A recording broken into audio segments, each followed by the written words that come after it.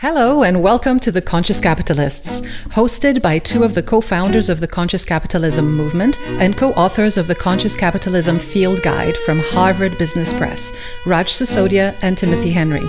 Each week, this podcast covers current events and business news and Raj and Timothy's latest thinking on what it takes to build a conscious business. For more information and notes from the show, go to www.theconsciouscapitalists.com. And now, Raj and Timothy. Hello, everybody, and welcome to episode 15 of The Conscious Capitalists with myself, Timothy Henry, and with my partner in making business a force for good in the world, Raj Sisodia. Hi, Raj. Hi, Timothy. Great to see you again. Good to see you again. And we have a very special guest today. I'll let you do the intro, but I want everybody to try to guess who it is because, Raj, I know you recently moved apartments, and I sent you an email, said, hey, Raj, how's it going? And Raj sent me back a picture of his closet. And he said, look, isn't this a magnificent closet? And I looked at the closet and I said, wow, that's an impressively organized closet, Raj. What was that all about? Well, that's a hint as to who we're talking to today. So maybe describe your beautiful closet and then maybe introduce our guest today, Raj. Yeah, so I have the good fortune of having an assistant who works at the Container Store and is also part-time, helps me out. And so anytime I need organizing, she comes over and it works her magic. And before you know it, we have peace of mind and less clutter, and we know where everything is. And it's just a joyful feeling, So our guest today, of course, is the driving force behind that vision, the Container Store, co-founder and former CEO of the Container Store, Kip Tindell. Welcome, Kip. Thank you, Raj. Thank you, Timothy. It's so great to see you too. And I look forward to the conversation about our shared passion of conscious capitalism, stakeholder capitalism. And this will be one of many conversations we've had for many years about that. So thank you for having me.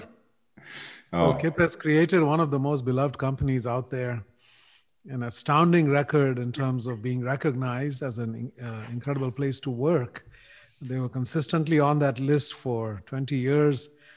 And actually number one, how many times, Skip, number one place to work in America?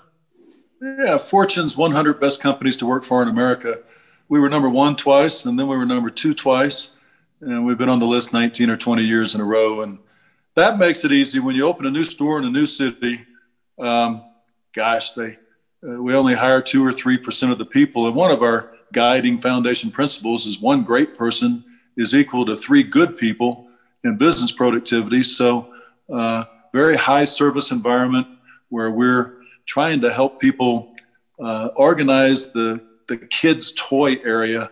And you're likely to be helped by somebody who's been at the Container Store for 10 years and actually knows a lot about organizing toy storage and actually cares. So it's a great payoff when you're selling.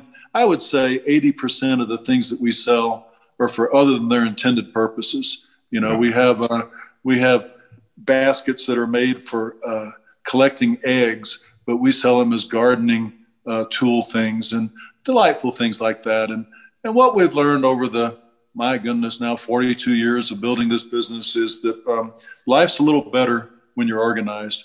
When you're getting 2 or 3 kids ready for school in the morning, and if they're unorganized and you're disorganized, everything's terrible. People are crying. But if you're organized, everything is great. And there's a little, the little girl's school uniform is perfectly pressed. There's a little love note from mom and dad in the school lunch. Being organized just makes life a little bit better. Well, I love the phrase that you use at the Container Store, or the idea of the man in the desert, and maybe talk a little bit about that concept and how you use it as a way to onboard some of your new people, or to reinforce some important ideas. Well, yeah, we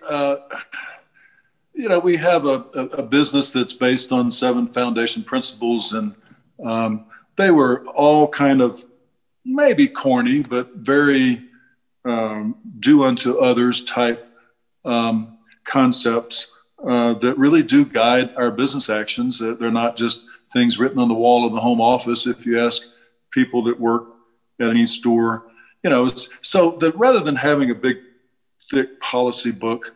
We're like, well, why do we do it that way? Well, we do it that way because of the man in the desert thing. Oh, yeah. It's a little bit like they say that most jokes are written in prison because people have a lot of time on their hands. And so at lunch, they don't bother to tell the whole joke. They just say number 27 and everybody laughs.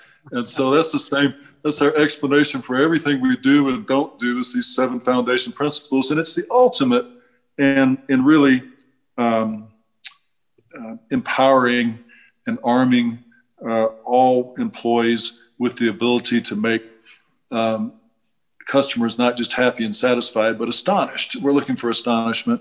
And so the man in the desert is just that there's this guy that lives on an oasis. And I made this up. All 7 of these things were, I have a little philosophy epistle book, I used to call it, at Jesuit High School in Dallas, and then in college. And it became, it was a list of all the greatest thoughts that I had ever heard or read or been taught or even thought of myself. And this one you can tell I thought of myself because it's so silly. But the guy's living on the desert, and he looks out there, and there's this guy crawling through the desert near death, and water. So the guy goes up and offers him a canteen of water, and then pats himself on the back and thinks that he's done something wonderful. And we're like, okay, well, can't you do better than that? Let's invite the guy into the oasis. Let's get him some shade. Let's call his family and tell them that he's okay. We're going to intuit his needs. We're going to be human beings here. He's going to ask for water, but we're going to give him a lot more than that. And, the way the story's told in the stores and whatnot is the guy's in the Chase Lounge in the swimming pool after a while, and he's got a margarita, and, it's intuiting a stranger's needs, which is what retail and helping people in the true sense of the word is all about. You're not doing something bad to somebody when you help them in the true sense of the word. You're doing something wonderful for them, and they're ecstatic about it. And their heartbeat races in a positive way. And they go home and they tell their next door neighbors about the great customer service thing they got. They got the man in the desert treatment. And when they get home and use that stuff, they don't curse you and hate you. They love you because it actually really works. And it's exactly solved this storage and organization problem that's been bugging you for years. It could be something as pedestrian as the kitchen drawer just being a jumbled mess, or the linen closet. And it's, people get very, very excited when somebody intuits their needs and solves these problems. And then they go, that's how we built our business, one astonishingly satisfied customer at a time. And it's so much fun for the customer and so much fun for us. And that's the man in the desert story, Timothy. I think you use the phrase heroic selling that comes out of that story, right? Because a lot of people are hesitant to be in a selling mode, right? Especially nice people. And I think the way you frame it is that when somebody came in for a shoe closet problem and you ask them about their pantry and you ask them about their kids' toys and everything else, you're actually helping make their life better. So it's heroic selling. It's not selling from the standpoint of what more can I squeeze out of this person, but how else can I make their life better? And I think that's kind of the gist of it. It's almost not even a transactional relationship. It's actually kind of a human helping relationship. And most retail salespeople across the world are really only trying to get through their life without being ever accused of being a pushy salesperson. They don't want to be a pushy salesperson. So this man in the desert thing takes the moral imperative and it actually puts it on helping the customer, on selling them, on doing something. If you wimp out, if you just go, oh, and you don't do anything, well, then she leaves the store unfulfilled. The problem hasn't happened. But if you do this, she leaves the store astonished and happy. And it's okay to sell when you sell in the true sense of the word. It's not only okay, you must do that if you're going to be a compassionate and good person. I'm big on trying to build a business where everybody involved with the business thrives. And so we've built this employee first culture at the Container Store. But the way you make a customer thrive is not by whipping out and ignoring them. Well, I love the idea that, you know, one of the gifts that you've given me over the years, Kip, is really bringing to life, you know, when people ask, you know, like at the heart of it, what makes a great culture? And I go back and I think of the lessons that I've learned from you, and I say, really, there's two things. It's helping people to feel cared for in the workplace, and then secondly, helping them create meaning. And I think you just did a great job of, you know, it's not about selling, it's about meaning. I'm helping somebody solve an issue or a problem they have. And if I do a really good job of that, I feel like I've done something good today. And the second piece being the caring bit. And I recall, boy, this must have been 9 years ago, you hosted a day for conscious capitalism at the Container Store. And I think you had it was just after the Great Recession, and it was just after February 14th. And that was the first February 14th when you did something with your employees that I thought was so cool. You maybe want to tell people about, as a sign of caring, what happened on February 14th at the Container Store. Well, February 14th is We Love Our Employees Day at the Container Store. We really do love our employees. And I think love in the workplace is really, really important. People are afraid to talk about it. I try to weave that concept into every talk I give and anything I write. We do love our employees. We do love our customers. We do love our fellow workers. It is a second family. Almost any of our employees will tell you that. Customers don't like the Container Store. They love the Container Store. And so we try to find ways every Valentine's Day to illustrate we love our employees. And it can be a myriad different bunch of corny ways where the executives are, there's a big parking lot at the home office and it's a long walk. And so we valet park for the employees, or we can cook special, beautiful meals. We have we have a 1 million square foot distribution center in Coppell, Texas. And the roof of it has a big logo of the Container Store, and then a We Love Our Employees thing in kind of Valentine's red. And it's the landing pattern for DFW Airport. So it's the world's largest billboard to an organization loving its employees. And we were announcing to the world that, by cracky, we do love our employees. And how can we be more innovative in figuring out how to illustrate that? And the thing that I'm probably most satisfied in my business career is that in an industry where there's a triple digit, more than 100% employee turnover, which means the average retail employee in America doesn't even last a year. We have had for most of our history a single digit, below 10%. That can vary at times like the Great Recession or COVID, but generally speaking, it's a tenth or less than a tenth of the industry average.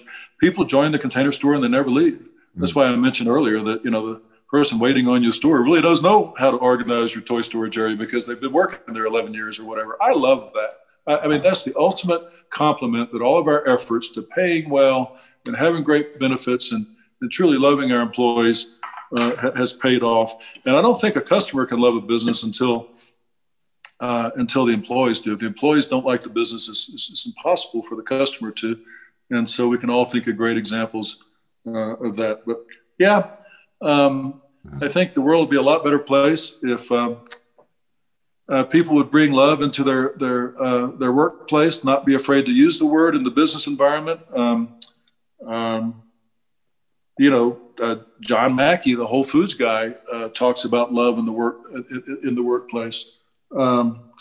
Who's the Southwest Airlines guy, Raj? Herb Kelleher. Herb Kelleher talked about love in the workplace all the time. I was never sure what kind of love Herb was talking about, but no, Herb talked about love, and his employees love that company, and so I miss Herb so much. We both grew up in Dallas, but anyway, yeah, We love our employees there. So I love that. I mean, I think when you say it, it feels so normal and natural. And I was just recently listening to a program by the author of Homo sapiens.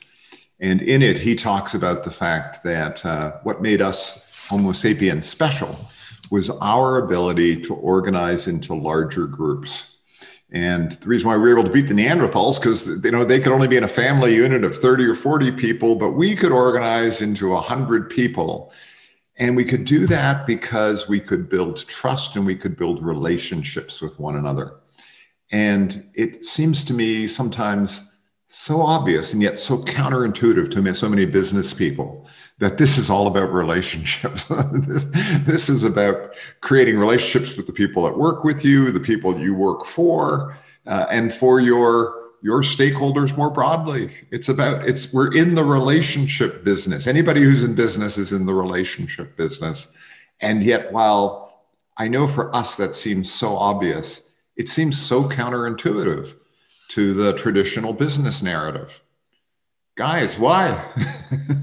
Business is absolutely just about relationships. We at the Container Store, we say you can't tell the difference between a vendor and an employee. So we've discussed how we take care of employees, but we take care of vendors in the exact same way.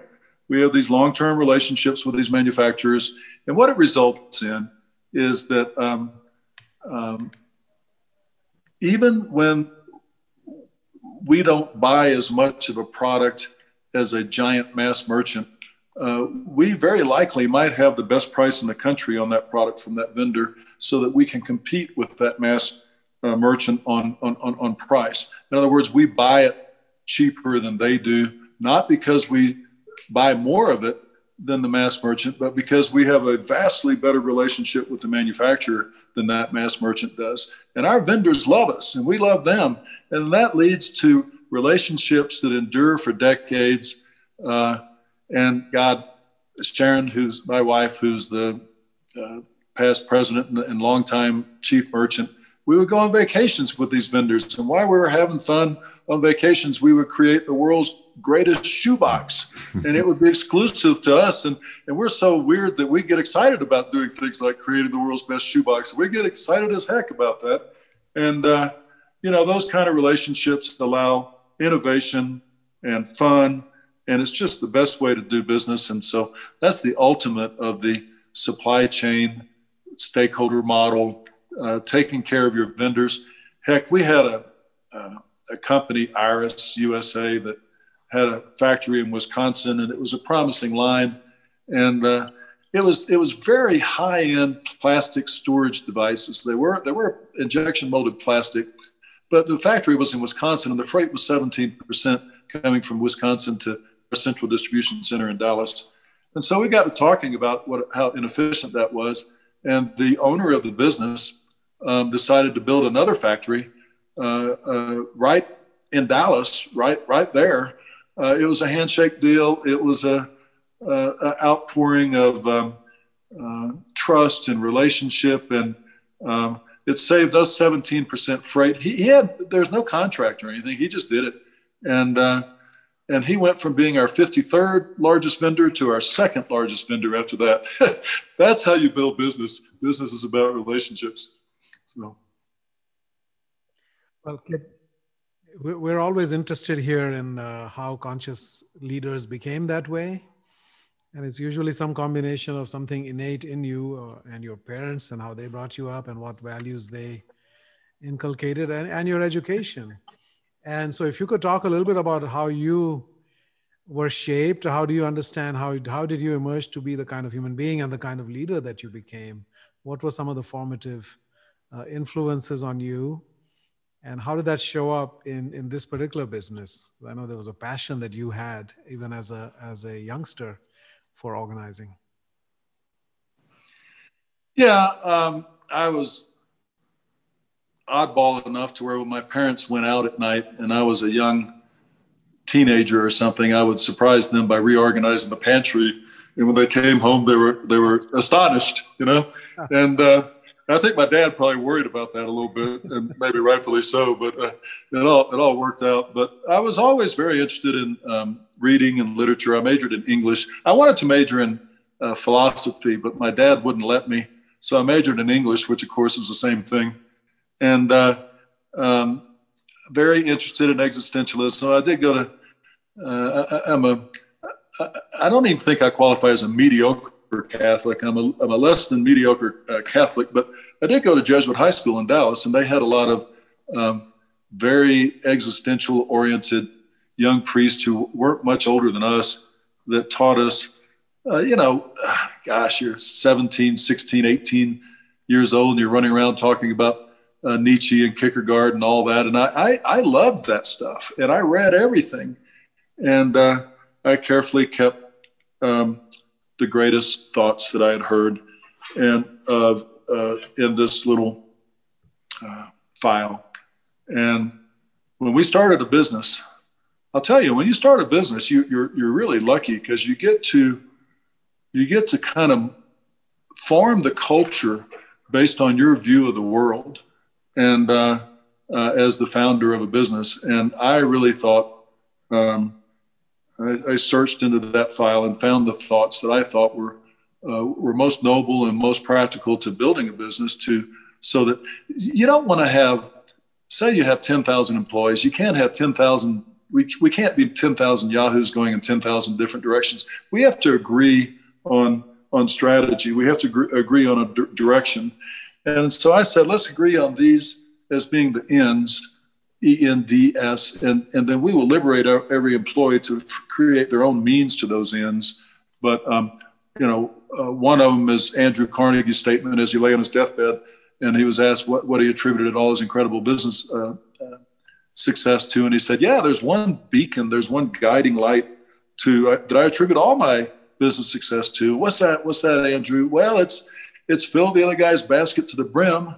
Making money then becomes an easy proposition. Fill the other guy's basket to the brim, making money then becomes an easy proposition. That's the exact opposite of what everybody grew up thinking, that life and business are a zero-sum game and you have to somehow screw around the other guy in order to get ahead. Nothing could be farther from the truth. And so, yeah, I got very excited about that and literally trying to build the culture about that. Employees, my God, when they hear their boss talking like that, that's somebody they want to work for. They don't want to work for the zero-sum game guy that thinks that everything's a completely transactional thing. And I think conscious capitalism, stakeholder capitalism, is pretty. It can be boiled down to, hey, business is not a zero-sum game, and the companies and the people that are gaining the most market share and having the best success in business are the people that understand that and practice that, like the vendor relationships that we were talking about. When we built that 1 million square foot distribution center, the town of Coppell, who's a very traditional, values-oriented, family-oriented town, said, "You're gonna locate in our city." We were going to go somewhere else. They said, "No, we want you here because we're proud of you being a local company." And so they gave us the best tax advantages and everything that they'd ever given anybody. And we weren't the biggest business, but we got the best everything. And we said, okay. And we have a subsidized cafeteria at the home office and distribution center. And it's filled with Coppell policemen and fire chiefs and everything. We're subsidized, right? We try to get people to eat healthy. And so it's a little bit more expensive if it's organic and all. And so we're subsidizing a lot. Heck, we're subsidizing, but it's not too bad to have the policemen and the fire guys around, right? It makes you feel safe. So I don't know.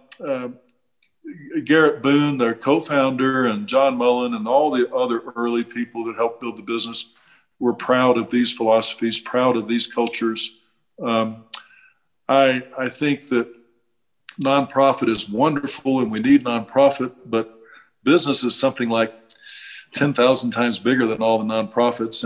And we poor, frail little human beings are so caught up in our self-image, and our sense of self-worth is so caught up in what we do for a living. I'm not saying it should be that way, but business is important.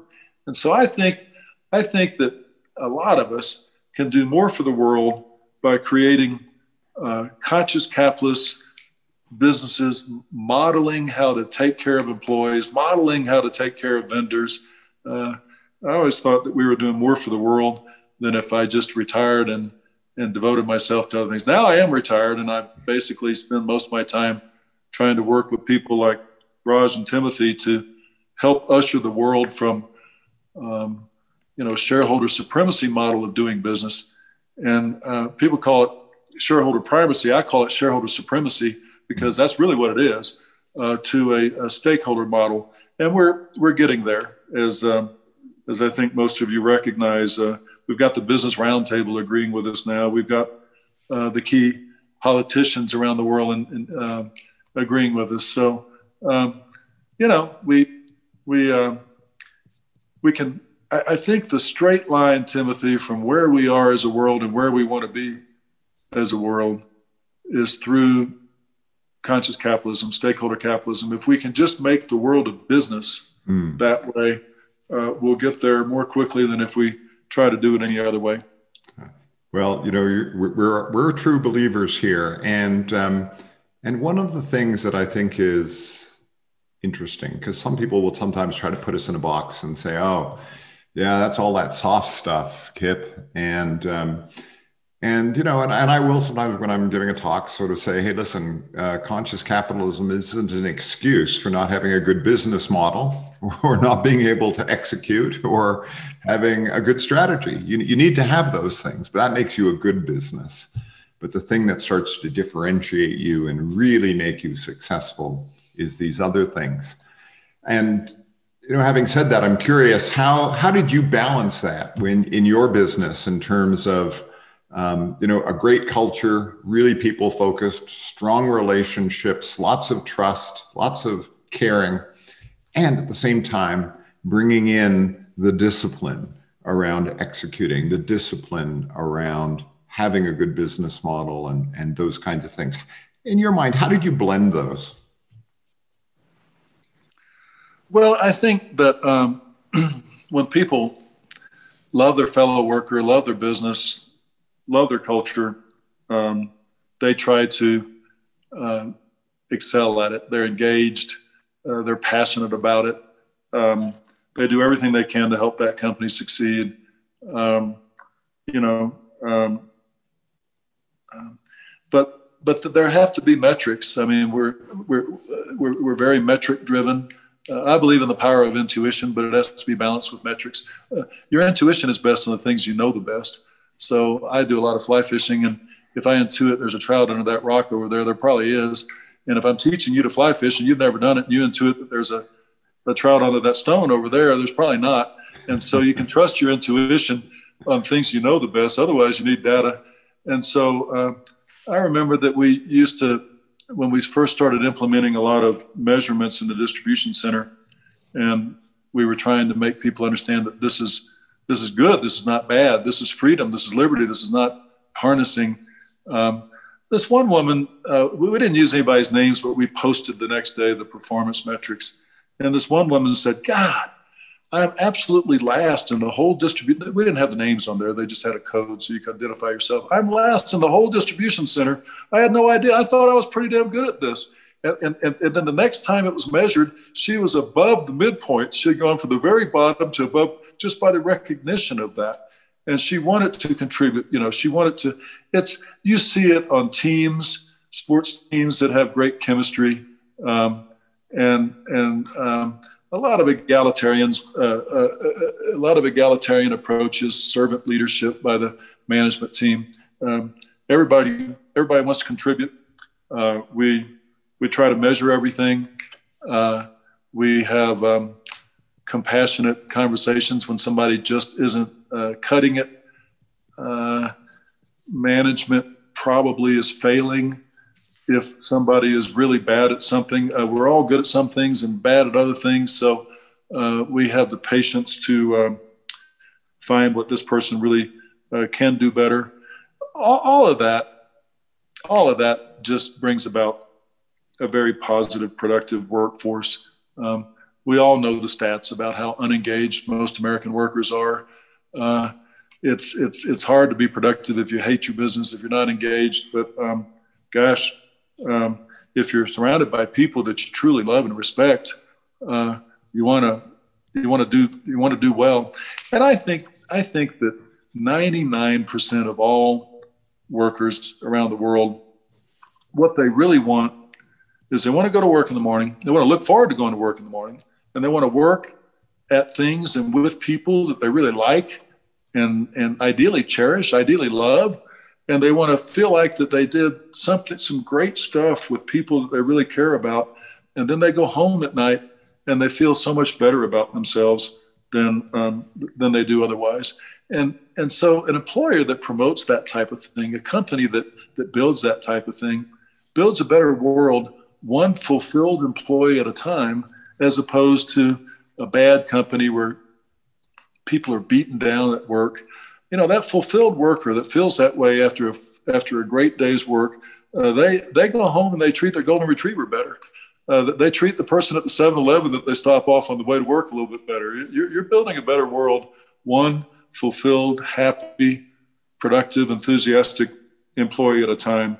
So every time a new company decides to employ these things, you do that. And we've long since passed the point where people think it's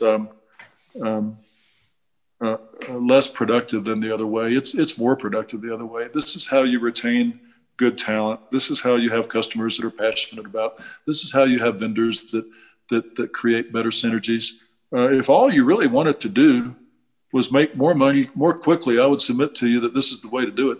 And it also is, of course, a hell of a lot more enjoyable. You spend more time working than anything else. So why not work in this kind of environment rather than that type of environment? But it also makes more money.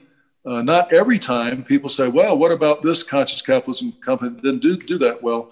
I'm like, there's lots of shareholder supremacy modeled companies that don't do that well either. It's not 100% in either direction. This just tends to do quite a bit better than the old way. And the world is changing to demand it. Employees demand it, so that I just don't think you can be competitive unless you're doing a good job at this. And in order to dominate your niche, you're going to have to do a great job at this. But I'm preaching to the preachers, this is fun talking to y'all about this. It's a little bit silly though, because you know all this stuff at least as well as I do. Well, one of my early memories of you, Kip, I think the first Conscious Capitalism conference where I met you, 2008, and I was asked to put together a breakout session, and the recession was raging, as you recall, at the time. And so we had a session in which you and the CEO of REI, who later Sally Jewell. Yeah, she became Obama's Secretary of the Interior. Yeah, that's right. And the theme there was, how do you survive this kind of a downturn as a retailer? And it was fascinating to me that both of you came up with the exact same idea and almost the same language, where you talked about protecting the weakest of the employees, the part-time employees. Normally in most companies, those are the first to be let go. And both REI and Container Store said, no, actually they need this job more than anybody else. And they said, we call them prime-time employees, not part-time employees. And we actually took salary cuts and other things for full-time people and managers so that we could protect those people. So that's just, to me, was a really strong reflection of where the values are. And if you could speak to that a little bit, what was your thinking and why do you call them prime-time employees?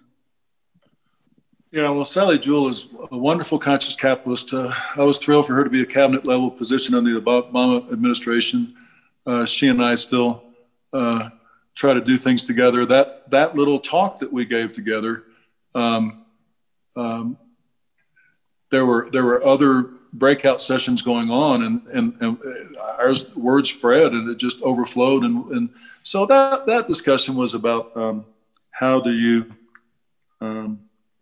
take care of the employee stakeholder during tough economic times, and that's really when it gets tough. If you have a CEO and a management team at a business that's doing really well with conscious capitalism, the board and the shareholders are okay with that as long as times are good. Jim Sinegal, the co-founder of Costco, who's a big hero of mine, And he taught me that every great company has its stock fall by more than 50%, at least 3 times a decade. And I didn't believe him, but I checked it out. It's true. I mean, Amazon was like 8 times. Once Amazon stock fell more than 90%, at that time, that's when you really have the pressure from the board, from the shareholders to to lay off people, to abandon things that you felt like have worked during good times. And so we're seeing the greatest test I've ever seen of that now with COVID. At the time I was at the Container Store, we never laid anybody off, but we brought people together during the Great Recession, and we, like a family holding hands at the dinner table, we decided that we were going to freeze salaries. We were going to not do 401k for a while. Did everybody agree with this? We went very, very grassroots for solutions to the downturn. We had lost 15% of our sales, and heck, in those days we had 20% gains every year. We never had a 15% decline. So we didn't ivory tower it. I didn't decide what we were going to do. And the solutions that you get when you truly respectfully go grassroots on how can we're going to need to reduce everything that we do by 15% cost in order to match 15% revenue. And if we can do that, we can protect everybody's jobs. And so you have warehouse workers that are coming up with ways to save money and processes that you and I would never think of. And then you implement that, and then others do that. It's people want to do that. We got through the recession great. We saved everybody's job. A year or two later, we started having salary increases again for everybody, and we reinstituted 401k. But I remember each vice president was charged in their area to go out and do this, and then they would all meet.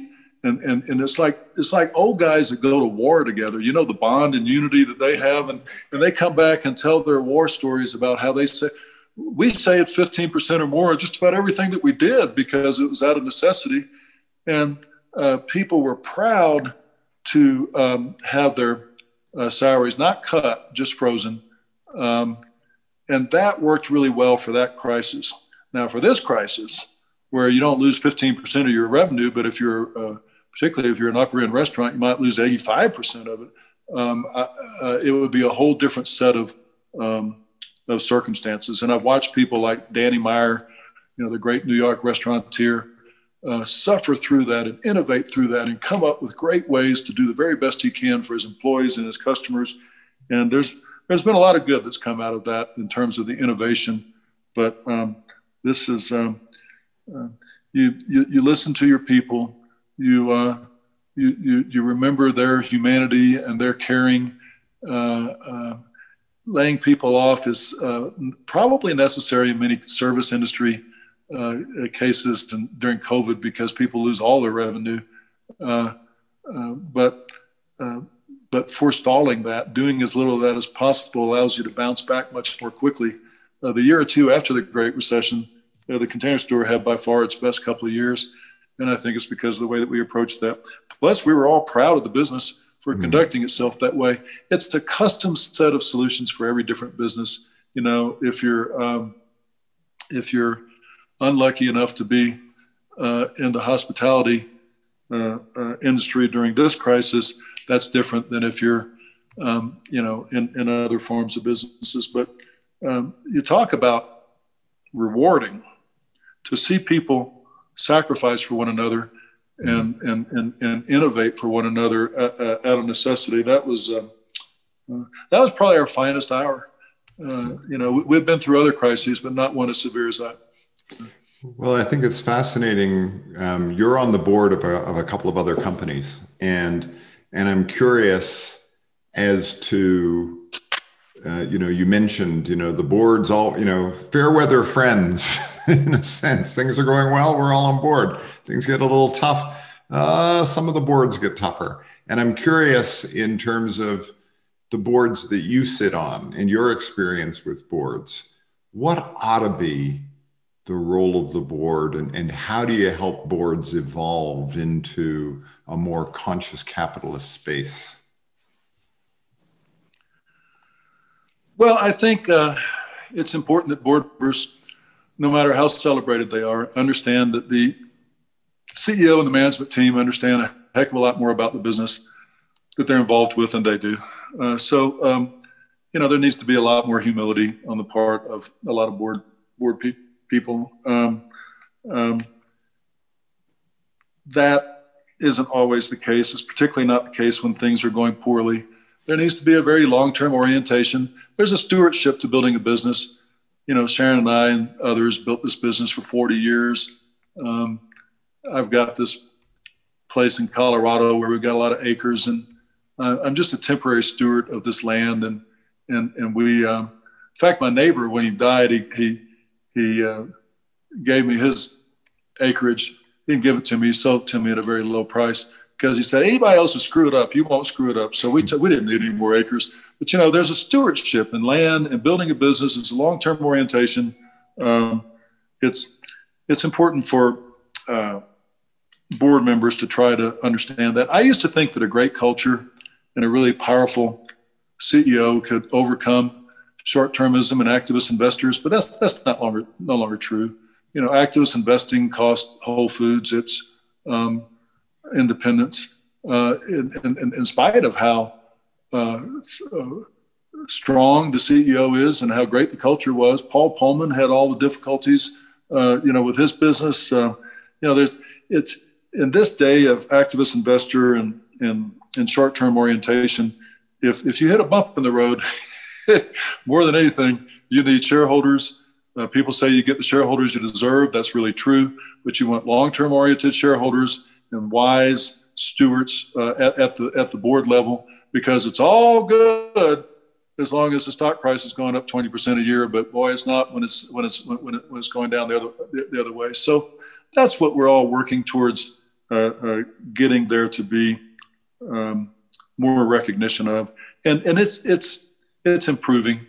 I think we're approaching a tipping point, and I do think that most board members secretly don't understand securities law, and all they really want to do is avoid, kind of CYA themselves during tough times and the securities law basis. So very often, the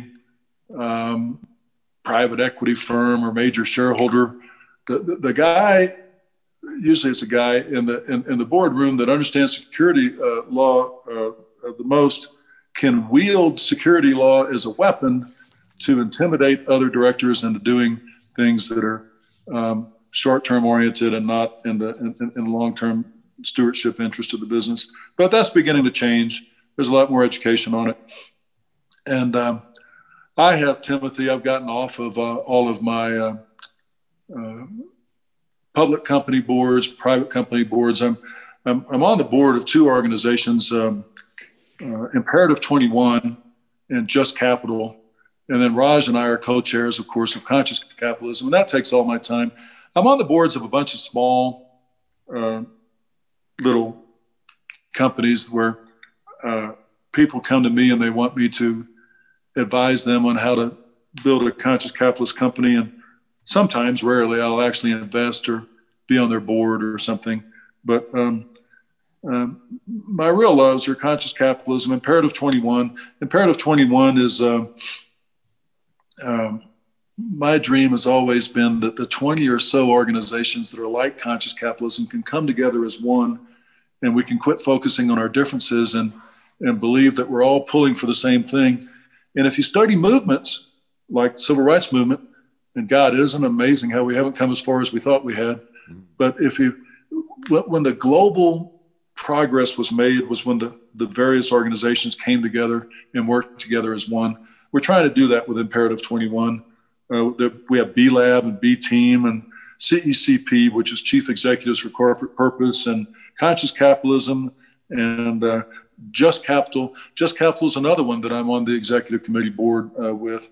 And what it does is it tracks and analyzes and engages with the largest corporations in America who have the most to learn about some of this, and their investors on how they perform according to the public's priority. The public's priority, Just Capital figures out and polls and analyzes and has this amazing data of what the average human being in the United States thinks makes a good and just company. And then we aggregate that and teach that to the largest companies in America. It's so important. So as a CEO, you think that you're really paying well this particular area of worker and the benefits are great, but we've got data that shows that you're mediocre, and the data is undeniable. And here's the expectation of the average worker. It really does a lot of good. So, I'm enjoying my Just Capital work and my Imperative 21 work and my conscious capitalism work. And I don't think I would join the board of Apple if they called and asked. Now, they're not going to call and ask, but I think at a certain stage in our lives, we can devote ourselves to that type of thing. And I've also learned that there's more to life than business. Sharon and I can really have the freedom to relax and spend more time with family and friends. It's hard to do that when you're building a business. You're traveling everywhere. You're working way too many hours a day. So we're kind of enjoying being retired and trying to help ourselves and others get through this COVID thing. Well, I love the fact that you pointed out Just Capital. I think they've been incredible in even just keeping their list of how the big companies are responding to COVID. I thought that was just great, that on their site you could go and you could see a list of who they were saying were the best responders, and as importantly, what were the examples of what they were doing, so people could look at that list and sort of say, oh, that's an idea, I hadn't thought of that. And I want to sort of learn so much. Small business people could look at that list and see how the largest companies in the world were doing great things to deal with COVID. How do we make our workers feel more safe in the distribution center? What is reasonable? Is it reasonable for me to spend money on this safety solution or that safe? Well, look, all of these companies are doing it. It must be okay. So. Yeah, it's very important work. Very important. And maybe this is pushing it a little too far, but, you brought up, let's say private equity, for example, and there's some people out there who are sort of saying, well, private equity is evolving. There's more of these evergreen funds that they recognize that sometimes, or at least some parts of that industry, which you might call patient capital, like our friends at Satori Capital, who've been involved with conscious capitalism for a while, who sort of say, look, this is a better way of making business. What role what role should others be playing, like Just Capital, like Imperative 21, like conscious capitalism, in encouraging the investment community to be looking at this through a different lens and evolving their practice so that there's better alignment between these kinds of purpose, stakeholder-driven businesses and the money? Well, I'm really big on that. Those of us that work with conscious capitalism, so we're used to and good at helping young entrepreneurs build a business that's conscious capitalist in nature, but also how we invest our money has just as much to do with it. And Sharon and I, long time ago, when we first got married, we first started the business, we started saving 50% of our income, 50%. And our income was, $700 a month. This was 40 years ago, and then $1,000 a month, and then $1,200 a month. And I remember my partner, Garrett Moon, saying if he ever made $20,000 a year, he wouldn't know what to do with all the money. And I'm like, oh, well, come on, we can do better than that. But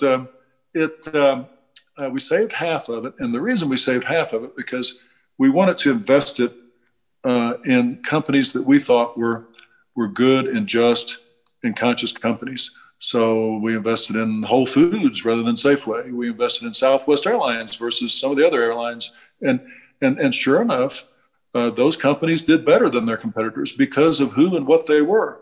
And we only had to suit ourselves. Okay, if it's a founder-led company if they have low turnover. Those are pretty good issues. What else can you find that makes you think that this company is a good and just company? And, for most of its history, the Container Store was the best investment a person could make. We hit a few bumps in the roads right after we went public. Like just retail changed at that point. And so there's been some ups and downs, but prior to that, it was just straight up like a rocket ship. But Sharon and I actually wound up making more money out of those investments, saving half of our money and putting it in companies like that we thought were good than we even did with that great investment. So I've long been an advocate of investing in good and just companies, conscious capitalist companies, and that helps the world to help fund those companies, and it helps you because you're going to make a heck of a lot more money investing in companies like that than you do in the other companies. And Ed Freeman, who a lot of people, I'll attribute him as being the father, the creator of the stakeholder model, and Tom Gardner, the wacky, wonderful brother. He and his brother founded Motley Fool, and Tom's a good friend, and Ed's a good friend. We're going to write a book. We keep saying we need to get to it. We're going to write a book, and the title of it's going to be pretty much why the stakeholder model is always your best investment guide, always. And so that's the only kind of companies I invest in. I've got time to fool with my investments now that I'm retired, and I just love it. And I want the world to understand. I want to help prove to the world that if all you want to do is make more money more quickly, this is the way to do it. And of course, just as working at a good company or building a good company is good for the world, investing in that company is good too. You can set your own criteria, but just capital helps on a large scale with people. But a lot of people just do it because they think that airline is better people than this airline, or that, no, I'm not going to invest in that, whatever. I find it to be very rewarding and challenging. And I always joke that the only two things I can do really well are organize closets and fish. But my friends are starting to say, well, you're also very, very good at investing. And so I'm about ready to start admitting that. And now I've got a lot of friends that have some money that want me to invest their money for them, and I do it. I won't take any pay for it because I just do it as a friend, and it's spreading. In fact, Tom Gardner and I have talked about starting something where we more formally do that for people, but it doesn't work 100% of the time. But you'll be shocked at how much better these types of companies perform investment-wise than the other type. And it's happening more and more and more as the world demands that of companies. I don't know if I answered the question, but I talked about one of my favorite things there. Kip, I think you built a great company, of course, and now you've moved on into the next phase of your life. You are somewhat retired, but I know you're also actively trying to make the world a better place. And I think your sort of personal power is only growing. And I see great things ahead in terms of your impact, not only through Imperative 21, which you were one of the visionaries behind bringing all of these entities, which are each powerful in their own right, but together they have tremendous impact. And so I really see you as one of the primary people making the case for better business and bringing that into the world of policy, bringing that into the world of academia. Also, to an extent, you're inspiring people in that world as well. Well, thank you. I think it's the way to be happy, the way to lead an interesting and intellectually stimulating and wonderful life is, I think, really to try to make everybody around you thrive. And that's really what we're trying to do now. Our friends, the people that we do business with, the people that we touch through Conscious Capitalism, Imperative 21, Just Capital, trying to make everyone thrive. Thank you, everybody, for listening in on episode 15. And wherever you're listening, there's probably a subscription button. So please hit that subscription button and subscribe to us. And if you have any Thoughts or comments, please go to the consciouscapitalism.com website, and there's a place there where you can send a message to Raj and I. And Raj, your favorite ending is to remind everybody of? Well, you said consciouscapitalism.com, but you meant consciouscapitalists.com. I did. Also go to consciouscapitalism.org to learn about the nonprofit and the movement. And please do join up and become part of that. Thank you, everybody.